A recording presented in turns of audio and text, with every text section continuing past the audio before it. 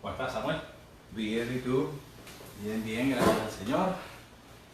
Y qué bueno por este tiempo compartir con algunos de los hermanos que siguen su página. ¿Cómo ha estado la salud? Bueno, yo quiero aprovechar la ocasión para decir a todos los que están viéndonos ahora y a los que no nos ven, pero que podrán enterarse de esto, agradecerles profundamente las muchas oraciones que han tenido en favor mío, de mi salud personal con mi problema de corazón y también de mi esposa Susana con su problema último de una operación quirúrgica grave que tuvo que hacerse de forma inmediata. Dios ha respondido a esas oraciones y Dios, que es el que sana cuando quiere sanar, es el que ha traído la sanidad a la vida de Susana y la mía. Gracias por vuestras oraciones. Qué bueno, se sienten fuertes entonces. Bueno, yo quisiera físicamente estar más fuerte aún, pero bueno, vamos caminando y yo sé, tengo la convicción de que mientras haya ministerio que hacer, Dios te tiene para hacerlo y te da la fuerza necesaria para hacerlo. Cuando termina ese ministerio, Él te lleva a donde tiene que llevarte, que es el lugar de descanso con Él. Qué bueno, qué bueno. Nos alegra tener y la verdad que también algunos hermanos que nos están viendo ahora de distintas partes del mundo, Honduras, Bolivia, Chile, Argentina, Estados Unidos, Israel, España, no se puede quedar. Y yo creo que es importante que podamos tener una pequeña conversación sobre un tema tendencia que últimamente en el aspecto, en el mundo cristiano se escucha con frecuencia. Y muchos hermanos, a veces confundidos con el significado de ciertas expresiones, queremos ver cuál es su opinión y, sobre todas las cosas, cuál es la opinión de la Biblia sobre ese tema. No sé, me imagino que ha escuchado una famosa expresión, yo declaro. Y es común, le hago una pequeña historia, que tengo una vecina nueva. Cuando nos presentamos me dijo que era cristiana, yo me alegré porque qué cosa mejor que tener un vecino cristiano. Le estaba presentando a los demás vecinos y le dije que aquellos vecinos que estaban a su lado no eran cristianos. Su primera expresión fue, vamos a declararlos. Yo no supe qué contestarle, pero ¿qué significa o cuál es el trasfondo de esa expresión, yo declaro?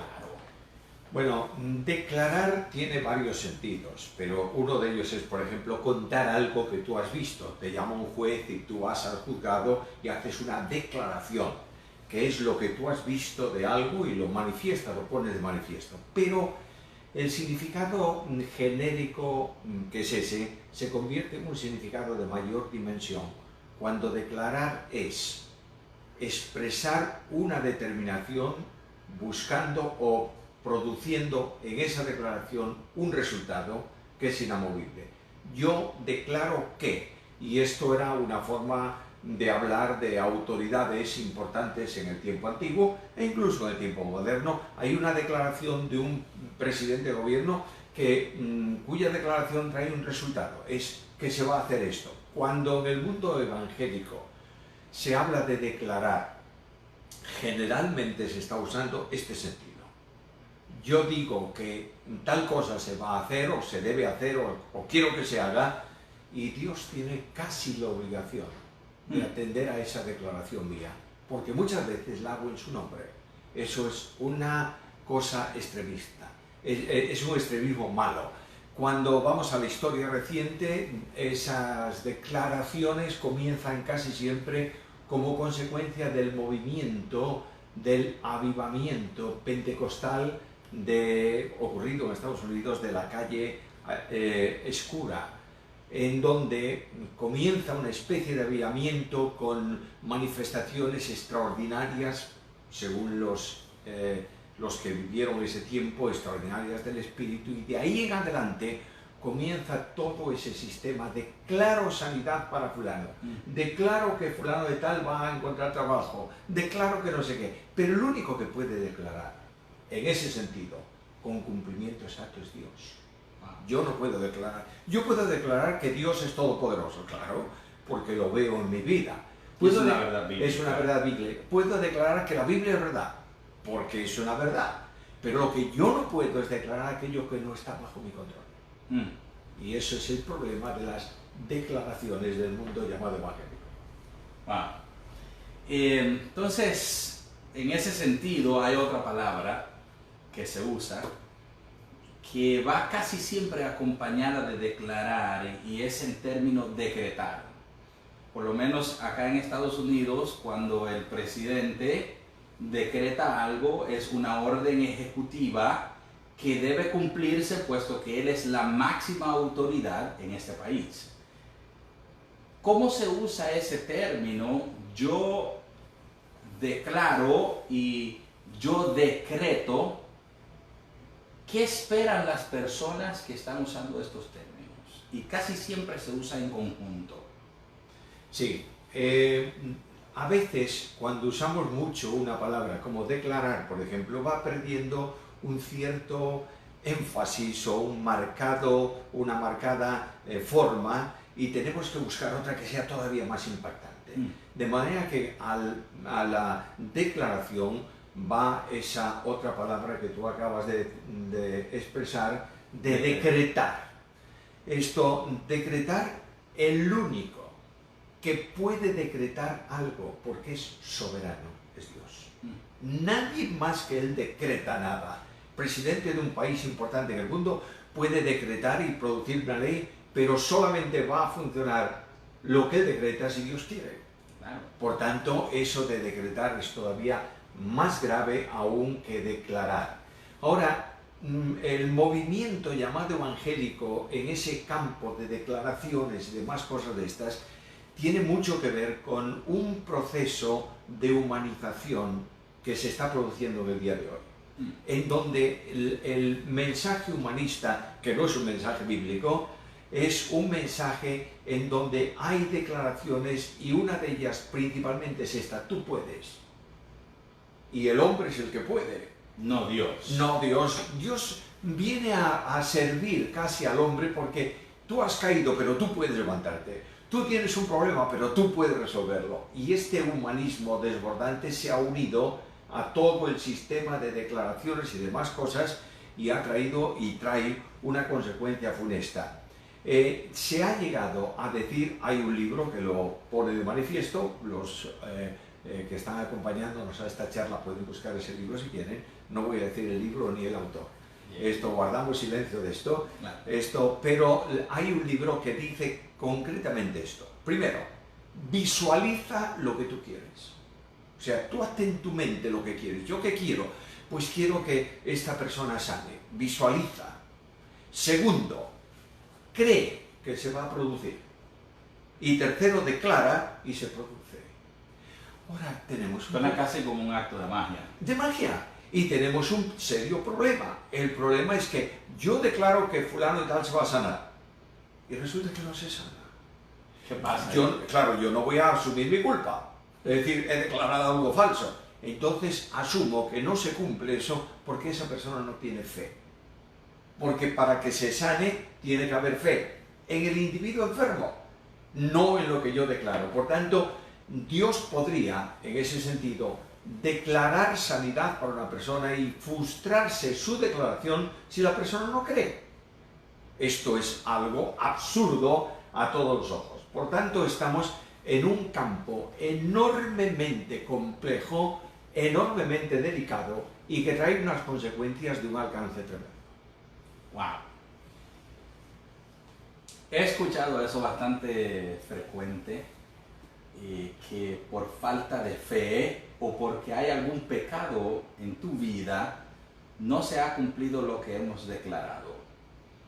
He escuchado famosos televangelistas que han decretado y declarado sanidad para algún deportista y tiene que cumplirse, pero después veo la vida y la trayectoria de dicho deportista y no sucedió nada.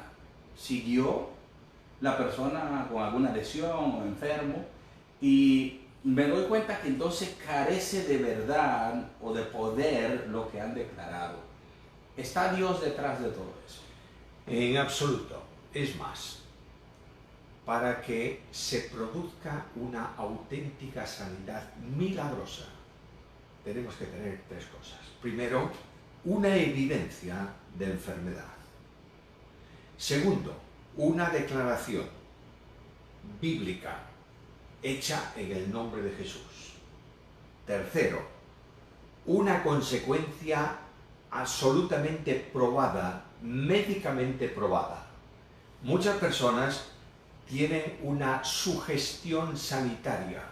Yo tengo un problema de estómago, no soy capaz de hacer digestión, etcétera, etcétera, lo que tú quieras ponerle ahí. Y de pronto alguien declaro que queda sano. Y por 2 días yo no siento ningún problema, pero es un problema psicológico. Y al cabo de 2 días o 3 días vuelvo a la misma. No ha habido ningún médico que haya establecido un diagnóstico claro de esa enfermedad. Y después el mismo médico, con estudios médicos, haya declarado esa enfermedad ha desaparecido totalmente. Eso sí que es un milagro, pero solamente en esa situación. Los milagros, la Biblia dice que Satanás se disfraza como ángel de luz y es mentiroso. Y muchos milagros diabólicos son milagros falsos, sugestiones. Yo he visto personas que han caído en una tremenda depresión luego de una declaración de sanidad que no se ha efectuado. Por tanto, la enfermedad en la Biblia tiene 3 propósitos. Primer propósito, glorificar el nombre de Dios. Entonces hay una persona que está enferma y Dios produce una sanidad y eso es una evidencia que glorifica a Dios. Segundo, enfermedad a causa de pecado oculto sin confesar. Lo tienes en el caso de Santiago cuando dice que los líderes de la iglesia unjan al enfermo y el enfermo confiesa su pecado y es restaurado. Tercero, enfermedad para llevar a la persona al cielo o a la presencia de Dios. Esa, por mucho que tú pidas en ese sentido, no se va a producir, porque Dios ha determinado eso. En segundo lugar, la confesión delante de Dios de un pecado oculto trae una restauración espiritual y Dios puede sanar al enfermo en ese sentido. Y luego la de glorificar a Dios, que Él permite que eso se produzca, para que se produzca también un milagro o un hecho especial en donde Dios interviene, como es el caso del ciego de nacimiento en tiempos de Cristo. Usted dijo algo muy importante y es el hecho de que las personas sufren de depresión después de darse cuenta que el milagro en realidad no ocurrió. Y de pronto esa persona termina sintiéndose culpable, puesto que pensará que hay algún pecado en su vida, cuando a lo mejor la persona ya ha confesado y ha sido perdonada. O que esta persona carece de fe y carece de conocimiento bíblico para entender lo que es la fe a profundidad, entonces queda frustrada. Quiero hacerle una pregunta porque quiero viajar en el tiempo. Mateo capítulo 8, el Señor Jesús sana a un leproso. Ese leproso vino ante Jesús y le dijo: Señor, si quieres, puedes. Muy sencillo me pareció. Y el Señor le dijo: quiero, sé sano. Escuché a alguien comentar sobre este milagro de Jesús y dijo: esto no era un dolor leve de espaldas, era una lepra incurable, una persona que estaba excluido de la sociedad. Y esta persona no vino a pedir nada, solo vino a reconocer la deidad de Cristo y a reconocer su poder al decir: tú puedes, y a someterse a su voluntad, si tú quieres. ¿Por qué Jesús actuó si Él no pidió nada? Él no pide nada, se somete a Dios, reconoce que su enfermedad es superior a sus posibilidades y a la posibilidad de la sociedad, pero sabe que el Dios de los milagros, que es Cristo, puede sanar su enfermedad. De modo que él viene al Señor y le dice, primeramente, Señor. Reconoce algo más que un profeta, Claro. porque esa palabra Señor era la palabra que los judíos utilizaban habitualmente para traducir el nombre sagrado de Jehová y no mencionarlo. Impronunciable. Entonces ellos utilizaban Señor. Viene a Cristo y le dice, Señor, reconozco que tú eres Dios. Dios, y si no tanto como Dios, por lo menos reconozco que tú eres soberano. Segunda cosa, yo sé que tú tienes poder. Entonces, sin hablarte de mi lepra, yo sé que tu poder puede curarme si quieres. Si quieres. Si tú quieres. Naturalmente él se somete. Hay una situación irreversible para mí. Tú puedes cambiarla o que continúe. Eso es tu soberanía y tu voluntad. Y yo me someto a esto. Y Cristo, que conoce la situación, le dice, yo quiero. Sé limpio. Y automáticamente cura su enfermedad. No parece una declaración o un decreto de que Jesús estaba obligado a hacerlo. Este hombre no vino con tal demanda, exigencia, hacerlo como aparenta lo que se está haciendo en estos tiempos modernos. Mi querido amigo, la Biblia está escrita para responder una sola pregunta. ¿Quién es el soberano? Y el soberano es Dios. Cuando yo utilice algo en el nombre de Dios, tengo que estar en consonancia con Dios y saber que Dios desea eso. Solamente un discernimiento espiritual elevado permite eso. ¿Por qué Cristo lo hacía? Porque Cristo es Dios. Y porque Cristo está en sintonía con Dios y Cristo sabe qué cosa tiene que hacer. Cuando una persona va a pedir algo, a invocar algo, tiene que orar como oraba la iglesia primitiva. La iglesia primitiva viene a la presencia de Dios, no pide nada, no pide que se vaya la persecución, no pide que los enemigos sean destruidos, dice solamente una cosa, Señor, tú eres soberano. Y tú has dicho algo, predicad el Evangelio. Nosotros te pedimos solo una cosa, que prediquemos tu palabra con denuedo, mientras tú haces las señales que tú quieras, no nosotros.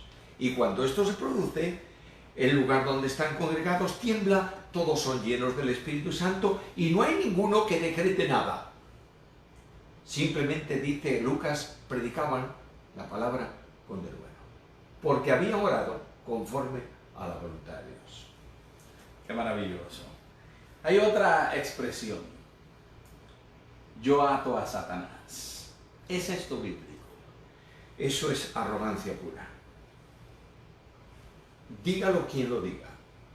Muestra para los sencillos ignorancia absoluta de la Biblia y para los grandes, entre comillas, buscan su gloria personal. La Biblia es muy clara cuando habla de Satanás y de los demonios. Y cuando traslada esto a la cruz de Cristo, el apóstol Pablo en la carta a los Efesios dice que él, y en Colosenses dice que él venció sobre principados y potestades exhibiéndolos en pública vergüenza en la cruz. Luego, Satanás está derrotado. Y los demonios están derrotados. Ahora alguien me dice, pero está actuando. Bueno, naturalmente está actuando porque Dios permite que actúe conforme al propósito que Él tiene para este tiempo y para el futuro. Pero está atado. Ahora, un creyente cree. ¿Y qué ocurre? El creyente que cree es sacado del poder de las tinieblas y trasladado al reino de su amado Hijo, de Jesucristo. Sale del poder de Satanás y es pasado al poder de Cristo, en un terreno de victoria que Cristo alcanzó para él. Luego vamos a la carta a los Efesios, en el capítulo 6, y encontramos que no soy yo el que tengo que ir a pelearme con Satanás. Es Satanás quien viene a pelearse conmigo. No soy yo que tengo que pisar en la cabeza a los demonios. Son los demonios que vienen a pelear conmigo. Y la Biblia no manda en ningún lugar que yo vaya a encontrarme y a luchar con Satanás. A enfrentarme, sino mantenerme en el terreno de victoria que Dios me ha puesto. Y Satanás viene, pero yo utilizo la espada del Espíritu, que es la palabra. Yo utilizo el poder del Espíritu, que es la oración. Yo utilizo las armas defensivas que Dios me da y Satanás no puede entrar para derrotarme donde yo estoy. En la medida en que yo quiero vencer por mí mismo a Satanás, estoy derrotado. Porque el más pequeño de los demonios es más fuerte que yo. Puede acabar con... Y mi fuerza no está en mí, está en Cristo que me fortalece. Amén. Podemos sustentar toda esta nueva ola de expresiones únicas con la Biblia. Los apóstoles y el Señor Jesús y profetas anteriores y sacerdotes, las personas que Dios usó para llevar al mundo su palabra, usaron esta expresión. No, ninguna de esas expresiones han sido usadas por ninguno, son usadas por los creyentes modernos, digamos así. Primera cosa que debemos entender bien, yo soy apóstol. ¿Apóstol de qué? Bueno, un apóstol, si tú dices, es que apóstol significa enviado y a mí me envió la iglesia mía para predicar el evangelio en la esquina de la calle y tal. Bueno, utiliza otra palabra si te parece bien, porque eso lleva a confusión, di que tú eres el enviado, el misionero, lo que tú quieras. Apóstoles en el sentido de los 12 es un don que no puede estar operativo ya, por una razón. Porque el colegio apostólico está formado por decisión de Cristo por 12 personas, incluyendo a Matías dentro de ella, y un apóstol que él selecciona de forma especial para enviar a los gentiles, que es el apóstol Pablo. Esos apóstoles están colocados para hacer dos cosas. Una, actuando en el nombre de Jesús, establecer la base doctrinal de la iglesia. Y eso en Efesios dice que la iglesia se sustenta sobre apóstoles y profetas, no sobre las personas, sino sobre lo que ellos enseñan. Y los apóstoles los 12 tenían una autoridad única. Eran delegados de Cristo, enviados por Cristo con su autoridad para establecer las bases de fe de la iglesia, y así lo hicieron. Segundo, porque los apóstoles y profetas, en el sentido primario de la palabra, son dados para escribir la Biblia. Y nadie puede añadir nada a lo que está escrito. Por tanto, el que se atreva a decir que como apóstol tiene la autoridad de los 12 para decir alguna revelación nueva de Dios, hay que decirle que es un mentiroso. Por una sola razón. Porque nadie puede añadir nada a lo que está escrito. Y Dios no se revela. Ya desde que terminó la escritura no se revela más en escrito. Y la revelación suprema de Dios la ha dado en Cristo. Por tanto, cualquiera que diga Dios me habló y me dijo, y es algo que no está aquí, es un mentiroso. Y son profecías diabólicas la mayoría de ellas. ¡Wow! Qué interesante, porque yo creo que en todos los países estamos viendo un auge de estas situaciones. En Estados Unidos hay muchas personas famosas que se han autoproclamado profetas y apóstoles. En Latinoamérica conocemos personas muy famosas, pero ¿qué pasó desde los tiempos de la Reforma? Juan Calvino, Martín Lutero, y toda la historia hasta reciente, vamos a decir los años 70, si volvemos atrás, grandes predicadores, Charles Spurgeon, Darby, no encontramos a ninguno de esos grandes teólogos, predicadores autodenominándose, ni atreviéndose a autodenominarse apóstoles ni pastores. Y mucho menos... Ni profetas. Ni profetas. Ni mucho menos a enriquecerse con el Evangelio, porque entonces vemos que hay un sinónimo de prosperidad material y de riqueza y de mucho dinero hasta el punto de ser ostentosos con estos pseudo denominados apóstoles y profetas. ¿Qué pasó? ¿Y cómo surge esa ola? Bueno, lo único que ha pasado es que a medida que tú impactas subjetivamente a la gente, eso produce una reacción en dirección a ti. Por ejemplo, yo te llamo aquí y te toco y te tiro al suelo. La gente aplaude ¿a quién? Al que lo hizo. Claro. Pero no aplaude al Señor de la obra. Yo puedo decirte, Dios me ha revelado que tú tienes que ofrendar tanto para esto, cuando eso no es así. Y esas ofrendas que se producen en base a lo que yo digo, por ejemplo, a la prosperidad. Tú ofrenda tanto que vas a tener cuánto. Todo eso, esas ofrendas vienen a repercutir en beneficio del que las promueve. Los apóstoles, el ejemplo de Pablo es muy claro. Yo he padecido hambre, necesidad, golpes, insomnio, etc. No está viviendo bien Pablo y es el apóstol. No anda un jet privado. No, exacto. Pero en nuestros días hay multimillonarios cuya masa de dinero ha nacido del engaño producido a los creyentes sencillos que escuchan sus palabras y obedecen su autoridad. Por tanto, esto del enriquecimiento, de la prosperidad y todo esto contradice algo esencial en la Biblia. Jesús dijo, como me han tratado a mí, así os tratarán a vosotros. Y Jesús no habló de bonanza. Jesús dijo, en el mundo tendréis aflicción. Y Pablo dice a Timoteo, el que quiera vivir piadosamente en la iglesia, padecerá persecución. Luego, no tratemos de cambiar la Biblia, por favor. Si tú quieres proclamar, decir, hablar de esa manera y que la gente te escuche, allá tú y la gente. Pero no utilices la Biblia, ni la autoridad de la Biblia, para desprestigiar la Biblia. Porque la Biblia no autoriza a nadie a decir cosas semejantes. Es más, en nuestro tiempo, mi querido amigo, se está produciendo algo que trae como consecuencia esto. ¿Sabes qué es? La Biblia ha desaparecido del púlpito de la iglesia. No se enseña Biblia, no se predica Biblia.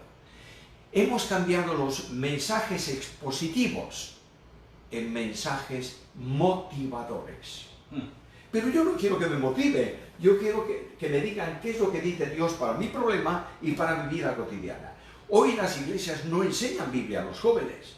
Los jóvenes están en el culto, yo lo he visto en algún lado, con su celular, con su móvil, chateando dentro del templo en donde estamos. Yo he oído gente predicar entre comillas, subir al púlpito y introducir su sermón mediante la lectura de un versículo que luego no ha tratado en todo el tiempo y lo único que ha hecho es contar unos cuantos chistes, hacer reír a la congregación y decir que podáis tener una buena semana. Pero ¿dónde está Cristo? ¿Y dónde está la Biblia ahí? Spurgeon dijo algo hace muchísimo tiempo.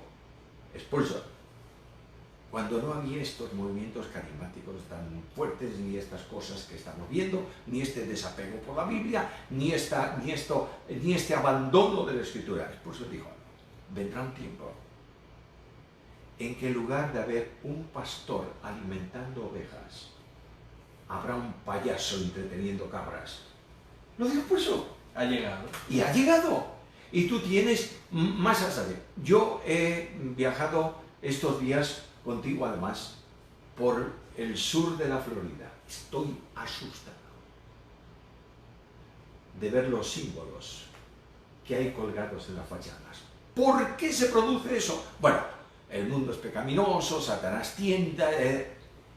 El 90% de esa situación es porque la Biblia ha desaparecido de la sociedad llamada evangélica. Y la Biblia no se predica. Y mientras no volvamos a la Biblia sin condiciones, no hay solución. Ni para los problemas familiares, ni para los problemas eclesiásticos, ni para los problemas sociales, ni para nada. Porque solo la Biblia puede redarguir, tocar, cambiar, transformar, porque es el poder de Dios escrito para la vida del hombre. ¿Qué necesitan hacer las iglesias? Mirad, las iglesias súper conservadoras, y estoy hablando en sentido de que no se entienda, deben dejar de una vez por todas de enseñar la Biblia como si fuese un seminario teológico. La Biblia que llena la cabeza y no baja al corazón es una pérdida de tiempo. Y hay personas ultra conservadoras y ortodoxas que lo único que dicen es, en el versículo tal, el verbo está en aoristo, ingresivo, bla, bla, bla, bla, bla. Lo que necesita la gente es saber qué dice Dios por medio de ese versículo, no la técnica del versículo.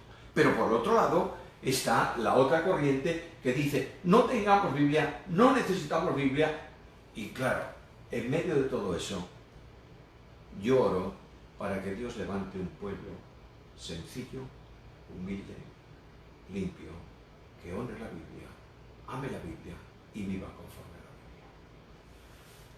Biblia. Amén. Wow, yo estoy seguro que 105 personas que nos están viendo estarán tan impactados con esas palabras como yo, porque es muy cierto que la Biblia está desapareciendo, y yo creo que todo lo que vimos por acá en el estado de la Florida y el auge de las iglesias que andan buscando ser motivadas, y entonces a veces queremos llegar a las calles a protestar contra los gobiernos y queremos poner un presidente evangélico, pero nos olvidamos que se comienza por la iglesia, por el hogar, con la Biblia.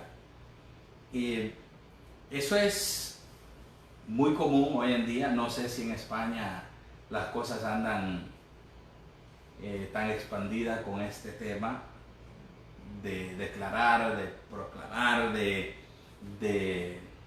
decretar, y que las iglesias sean motivadas sin que verdaderamente se enseñe la Biblia, lo que es esencial, la palabra de Dios. Mira, hay una evidencia muy sencilla. No hace falta más que esto. ¿En qué ocupan el tiempo mayoritariamente nuestros niños? Bueno, con sus teléfonos móviles, con sus tablets, con sus no sé qué, no sé cuánto. ¿Es malo eso? No, no, no. Es que le voy a prohibir a mi hijo que use el teléfono. No, hombre, no digas eso, porque eso es absurdo. Pero el niño está viendo un dibujo de estos de superhéroes, el Superman, el Spider-Man, no sé lo qué. Y está ahí. ¡Qué barbaridad! ¡Qué fuerza tiene! ¡Qué valor tiene! No le digas que no lo vea. Lo va a ver, y aparte que tampoco le hace un daño gigantesco. Lo que sí tengo claro es que tú tienes que tomar a ese niño y decirle, mira, te voy a contar una historia de un tiparraco, de un hombre fuerte, que un día lo cerraron en una ciudad para que no pudiera salir, y se fue a la puerta de la ciudad, y arrancó la puerta, y los muros de la puerta, y las cargó al hombro y se las subió a un monte, y las dejó allí. Vaya fuerza, ¿eh? Detrás de ese que se llama Sansón está Dios. Detrás del héroe de la televisión no hay nada. Un dibujante. Un dibujante. Y tenemos, por favor, que llevar nuestros niños a la Biblia. Pero. Estos niños amarán la Biblia en la medida en que vean a su padre honrando la Biblia y siendo fiel a su madre. Y amando a su madre con los defectos que tenga, como Cristo amó la iglesia. Y a su madre respetando a su padre y ayudándolo, tomando a su cargo el testimonio que ella tiene de cómo la iglesia se comporta con Cristo. Mientras no haya Biblia en el matrimonio, no hay Biblia en el hogar, no hay Biblia en los niños y no hay Biblia en la iglesia. Porque esta es la trayectoria y la generalidad. Ahora, esto no justifica para que los pastores, los líderes de las iglesias, hagan un alto en el camino y reten, desafíen a la congregación a una vuelta a la Biblia. Dos cosas y termino este puntito. Cuando una iglesia da prioridad a la oración, no al subjetivismo, no oraciones a gritos y revolcándose por eso, no, yo no creo en esas oraciones. Da prioridad a la oración, vamos a orar, poner en las manos de Dios. Segundo, da prioridad a la Biblia. Dios hace la obra. Porque la obra de Dios no la podemos hacer nosotros, la hace Dios, por medio de nosotros. Pero cuando nosotros estamos en sintonía con Él y en el mismo camino que Él. No hay bendiciones en el camino en donde no está Dios. Por tanto, volvamos a ese camino. Amén.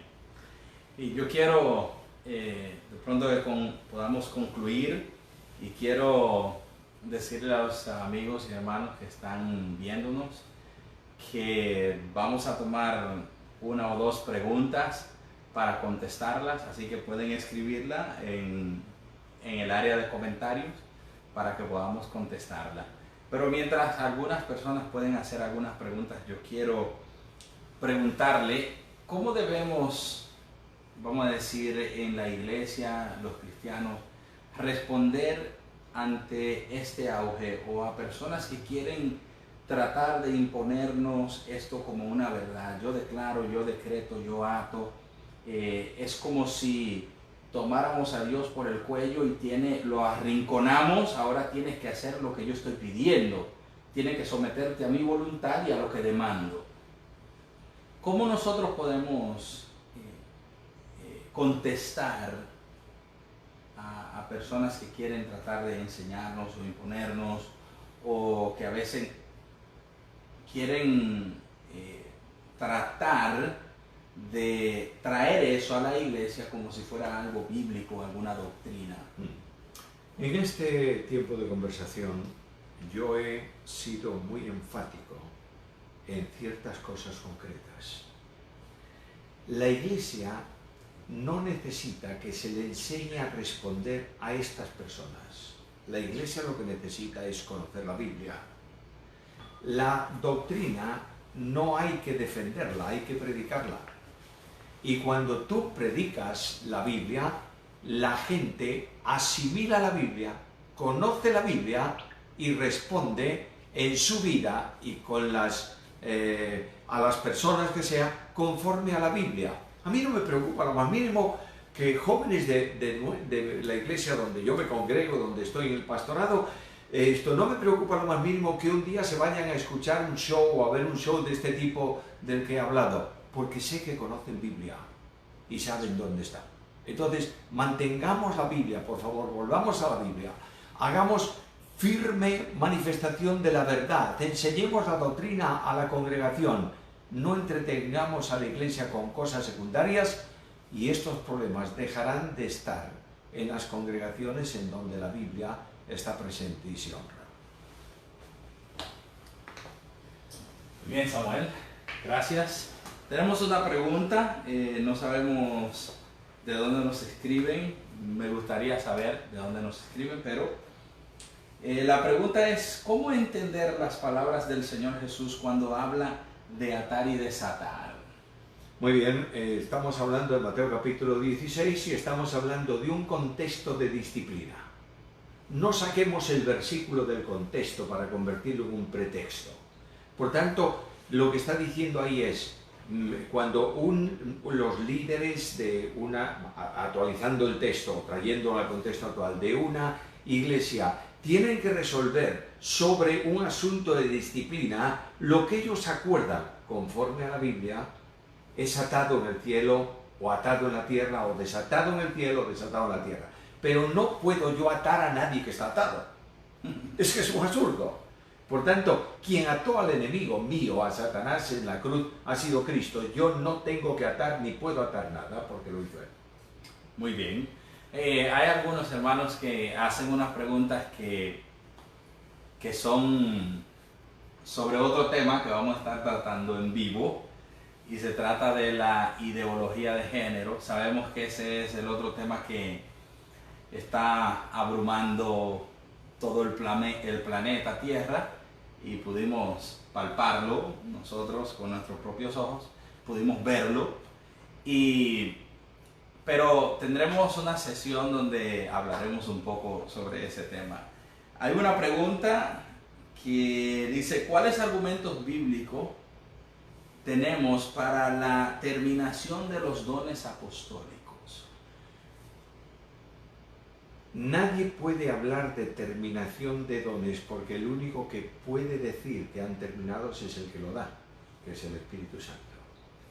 Pero los dones apostólicos, como apóstoles y profetas en el primer nivel de profecía, son dados para algo concreto. Cumplido ese cometido, ya no se dan más, porque ya se ha cumplido. Por tanto, Cristo le dice a los apóstoles, id y haced discípulos enseñándoles que guarden todo lo que os he mandado. Ellos vienen a la iglesia, establecen todo lo que Cristo ha mandado. Las epístolas de los apóstoles no son invento de los apóstoles, sino el desarrollo del pensamiento de Jesús. No hay nada en ninguna epístola que no esté en el pensamiento de Cristo y de alguna forma expresada en el Evangelio. Terminada esa misión, el don deja de ser operativo, porque nadie puede añadir nada a la escritura bíblica y nadie puede actuar con la autoridad de Cristo, porque primeramente, para ser apóstol de Cristo, tenía que haber visto a Cristo, ser enseñado por Cristo. ¿Hay posibilidad de esto hoy? No.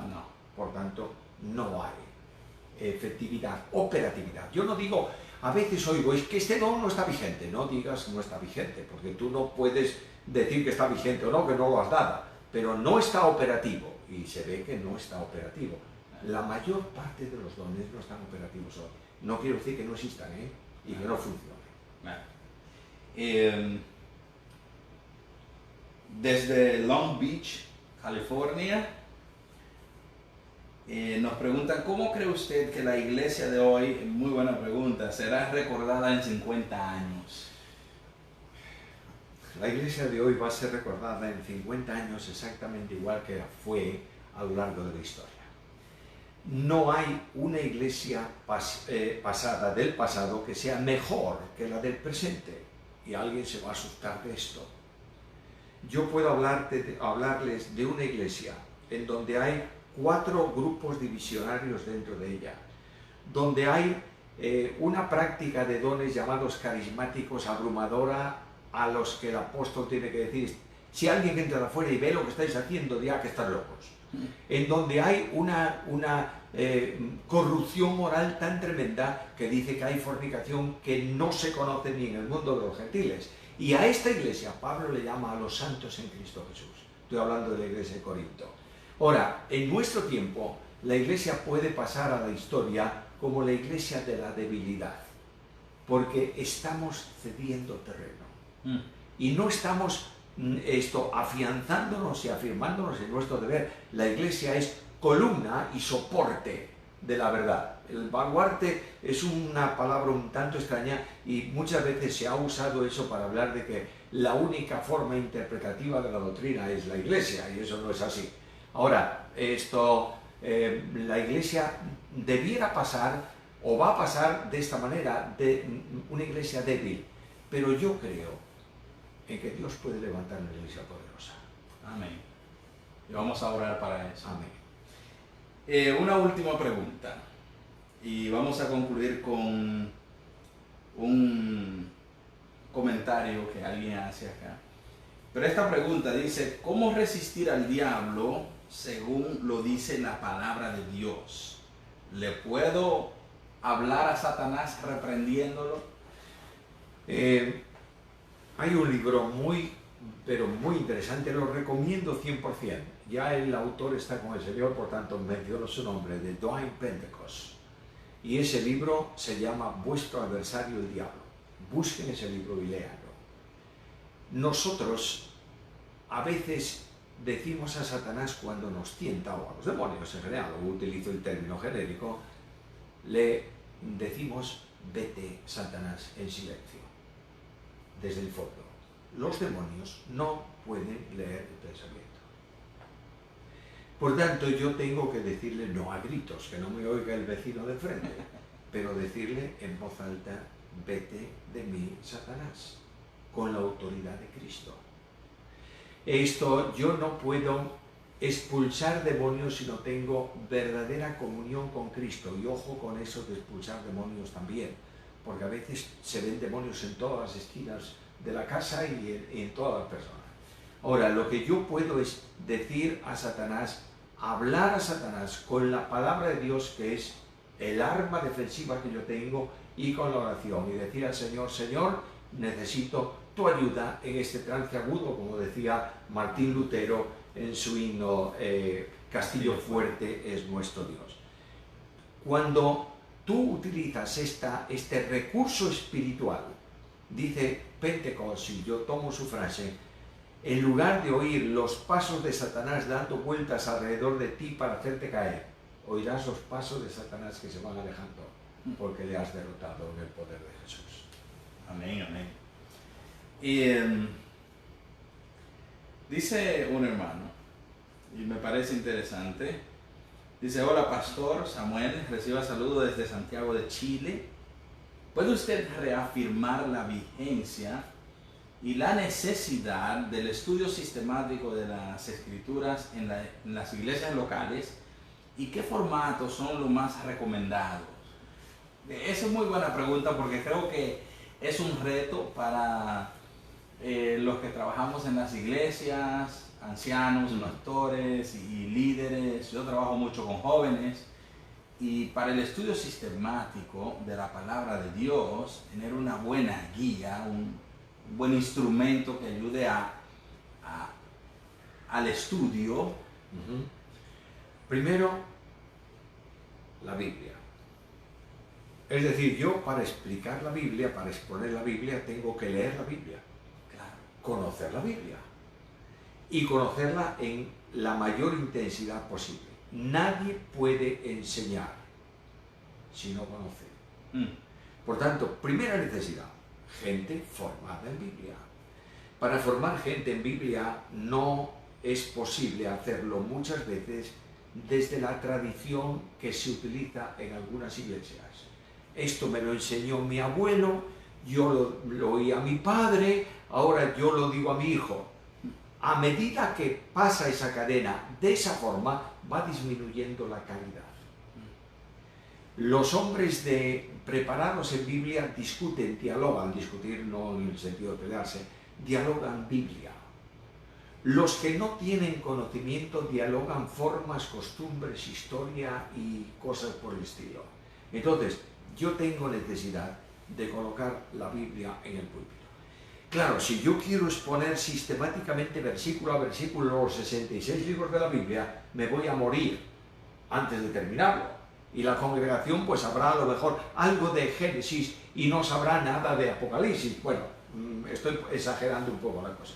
Pero hay una forma de predicar la Biblia sistemáticamente sin trabajar tanto el texto en sí, sino dar el contenido del pasaje y desafiar a la gente para que durante la semana lo lea, lo medite.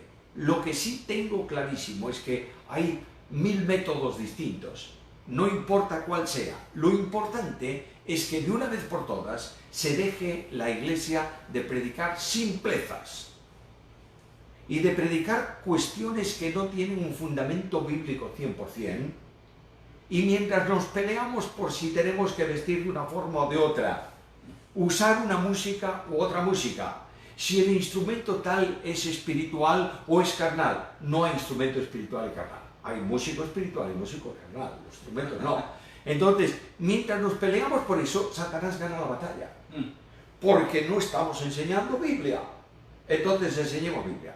Mira, a veces entras en una iglesia y oyes al pastor de la iglesia predicar sobre las ofrendas.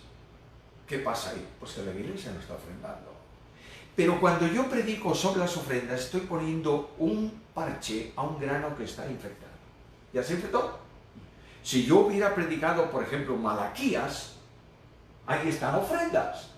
Y la iglesia no necesita un sermón de ofrendas cuando no ofrenda, sino que necesita una enseñanza sobre el modo de ofrendar, para que sepa cómo ofrendar.